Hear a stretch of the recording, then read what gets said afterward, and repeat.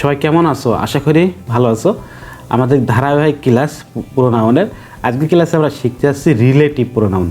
Relative মানে কি? মনে হচ্ছে একটা আত্মীয়র বন্ধন বোঝাচ্ছে, তাই না? এইটা হচ্ছে রিলেটিভ প্রোনাউন। মনে রাখবা রিলেটিভ প্রোনাউনগুলো কি?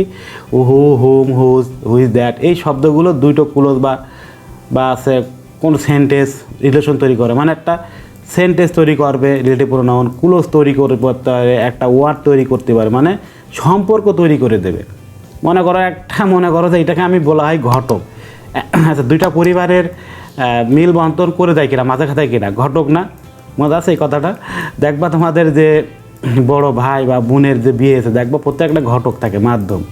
সেই মাধ্যমই হচ্ছে এই ঘটককে বলে আমি রিলেটিভ। এই যে এ হচ্ছে কাজ শুধু দুইটা পরিবারকে যুক্ত করে দেওয়া, তার কাজ হচ্ছে রিলেটিভ প্রোনাউন। আশা করি বুঝতে পেরেছ যে অনেকগুলো সেন্টেন্সকে এ হচ্ছে ক্লোজ ওয়ার্ড, এই সবগুলোকে ও রিলেশন করাতে পারে, সে তার নামই হচ্ছে এই রিলেটিভ প্রোনাউন।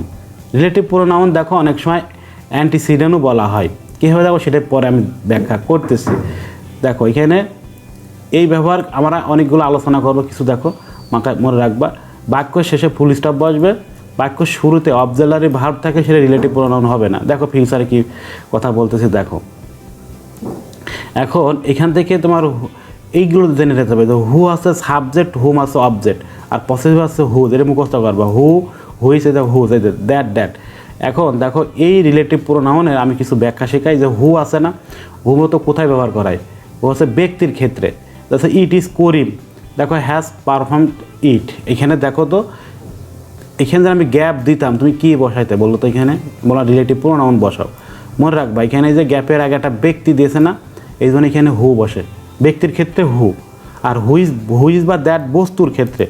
এই দেখো এখানে আমি দেখো হুইজ বুকস, এই যে দ্যাট আছে না, এগুলো সব বস্তুর ক্ষেত্রে। এই যে কুলক, এগুলো সব বস্তু। দেখতে এর আগে কি আছে, এসে সিস্টেম এখানে।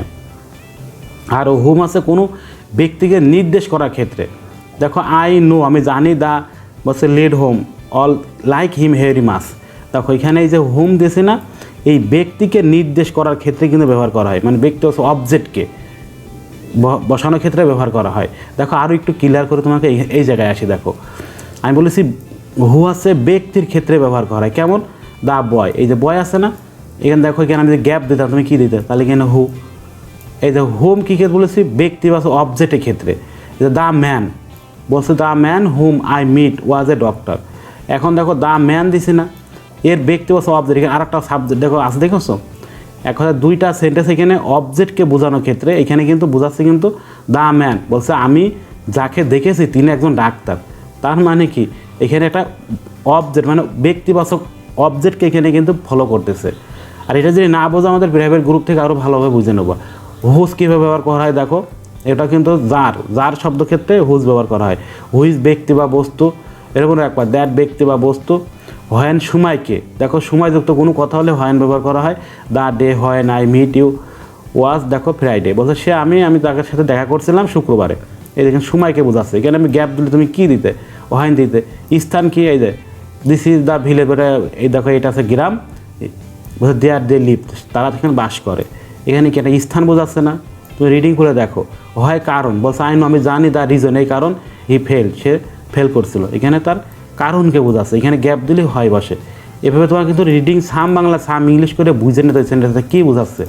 এই যে এইগুলো ক্ষেত্রে কিন্তু এইগুলো বসে। তার আশা করি মোটামুটি তোমরা এখান থেকে একটা বেসিক ধারণা পেয়েছো। যেহেতু এটা পার্ট 1-এর ক্লাস, অ্যাডভান্স লেভেলে শিখতে হলে তোমাকে আরও সে তোমাকে লেগে থাকতে হবে। ইনশাল্লাহ অ্যাডভান্স লেভেলে ক্লাস আমি দেবো।